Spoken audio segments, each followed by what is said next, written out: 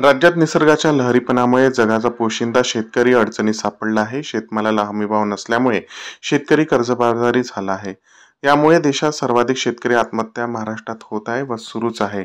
शेतकऱ्यांना संकटातून बाहेर काढण्यासाठी शेतकऱ्यांना तातडीने संपूर्ण कर्जमाफी द्यावी, तसेच बुलढाणा जिल्ह्याचे विभाजन करून खामगाव जिल्ह्यासह स्वतंत्र लाखनवाडा तालुक्याची निर्मिती करण्यात यावी, या मागणीसाठी खामगाव उपविभागीय अधिकारी कार्यालयासमोर महाविकास आघाडीच्या वतीने धरणे आंदोलन करण्यात आले. यामध्ये सकाळी 11 वाजेपर्यंत फार जोरदार पाऊस असल्यानंतर देखील आजूबाजूच्या नदींना मोठ्या प्रमाणामध्ये पूर आल्यानंतर अनेक गावांमध्ये शेतीचं फार मोठ्या प्रमाणात नुकसान झाल्यानंतर देखील आज मोठ्या प्रमाणामध्ये शेतकरी बांधव या आंदोलनामध्ये उपस्थित झालेत. मी त्या सर्व शेतकरी बांधवांचा मनापासून या ठिकाणी त्यांचे आभार मानतो. विशेष म्हणजे 2014च्या विधानसभेच्या निवडणुकीमध्ये आपल्या देशाचे पंतप्रधान खामगावमध्ये विधानसभेच्या प्रचारार्थ या ठिकाणी आले होते.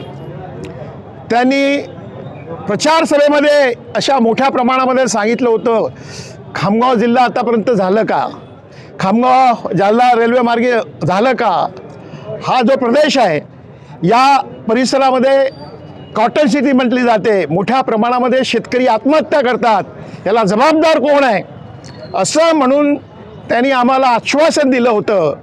तरी देखील आज 10 वर्षे झाले. केंद्रामध्ये त्यांचं सरकार, राज्यामध्ये त्यांचं सरकार, डबल इंजिनचं सरकार ते म्हणतात, पैशाची कोणतीच कमतरता नाही असं ते म्हणतात.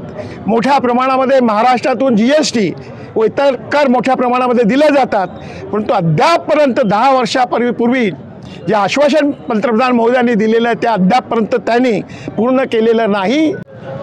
खामगाव जिल्ह्याच्या निर्मितीकरिता, त्याचबरोबर या खामगाव तालुक्यातून लाखनवाडा हा एक वेगळा तालुका निर्माण करण्याकरता, त्याचबरोबर मागील अनेक दिवसापासून हा शेतकरी राजा या ठिकाणी भावामुळे असेल किंवा इतर आसमानी सुलतानी संकटामुळे आहे अडचणीत आलेला आहे. त्याला दिलासा म्हणून त्याची संपूर्ण कर्जमाफी व्हावी म्हणून आमचे काँग्रेस पक्षाचे नेते, या विभागाचे माजी आमदार आदरणीय दिलीप कुमारजी सानंदा साहेब यांनी हे आंदोलन सुरू केलं. आणि खरोखरच हा खामगाव जिल्हा अनेक वर्षापासूनची मागणी आहे, ती का पूर्ण होत नाही हेच खऱ्या अर्थानं कळत नाही. ज्यावेळेस 14ला मोदीजी येऊन पंतप्रधान पदावर असताना सांगतात की हा खामगाव जालना रेल्वे मार्ग असेल, खामगाव जिल्हा असेल, हा आतापर्यंत का झाला नाही, आपण करू. Follow Use, OTIC News. Thanks for watching.